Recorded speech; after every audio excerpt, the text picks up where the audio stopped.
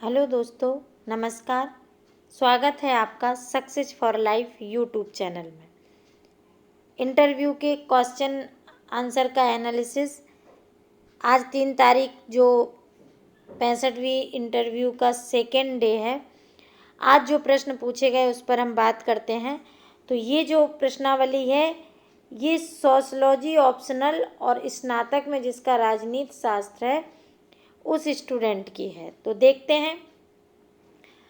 आपसे रिक्वेस्ट है कि आपने अगर हमारा चैनल से सब्सक्राइब नहीं किया है तो प्लीज़ इसे सब्सक्राइब कर लीजिएगा और बेल आइकन दबा दीजिएगा ताकि आपको नोटिफिकेशन मिलते रहें और इन वीडियोज़ को शेयर भी करते रहें ताकि जो और लोग स्टूडेंट इंटरव्यू दे रहे हैं उन्हें ये क्वेश्चन प्राप्त हो सकें।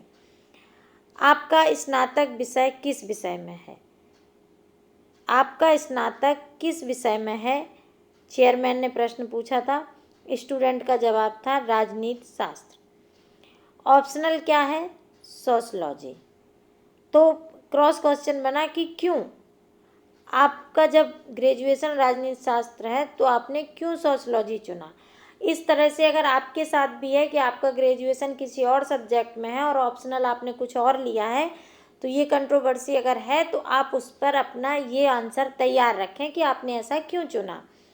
आपकी रुचि क्या है? अच्छा बताइए कि भारत कितना गणतंत्र है? पूरा या थोड़ा या कितना? गणतंत्र किसे कहते हैं? चूँकि आपका राजनीति शास्त्र भी विषय रहा है तो बताइए राष्ट्रपति की निर्वाचन पद्धति क्या है? इसमें मतदाता कौन कौन होते हैं? विधान पर बताने के बाद जब क्रॉस क्वेश्चन हुआ कि विधान परिषद के सदस्य मतदान क्यों नहीं करते।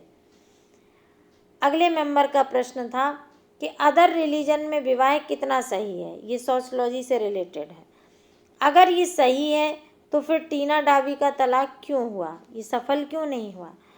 आप एसडीएम हैं, आपके क्षेत्र में एंटी रिलीजियस मैरिज होती है तो आप क्या करेंगे?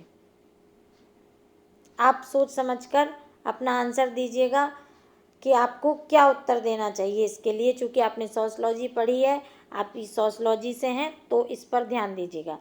समाजशास्त्र का प्रशासन में क्या प्रयोग है? क्या समाजशास्त्र प्रशासन के लिए उपयोगी है या नहीं?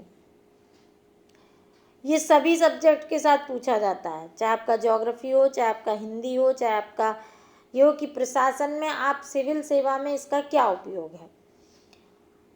अगले मेंबर का क्वेश्चन था जाति आधारित जनगणना पर और इसका संपूर्ण विवरण पूछा था। और आपको एक बात बता दें कि ये जाति आधारित जनगणना के लिए मैंने सुबह जो आपको कुछ इम्पोर्टेंट टॉपिक्स पढ़ने को बोले थे उनमें से एक टॉपिक ये भी था।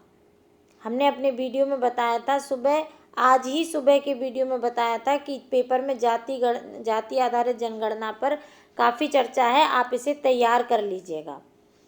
स्थानीय सरकार क्या होती है? 73वें संविधान संशोधन से रिलेटेड बात करिएगा। मूल संविधान में महिलाओं के लिए आरक्षण का कहीं उल्लेख नहीं है तो फिर आरक्षण क्यों? इस पर बात करिएगा।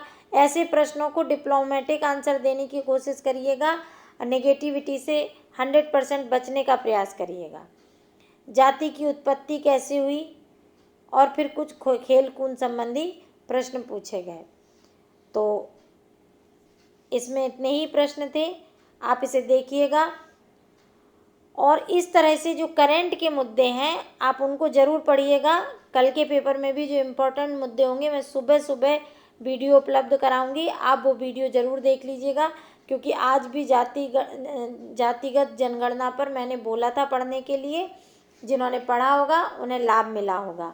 तो हमारे साथ जुड़े रहने के लिए धन्यवाद। Best of luck.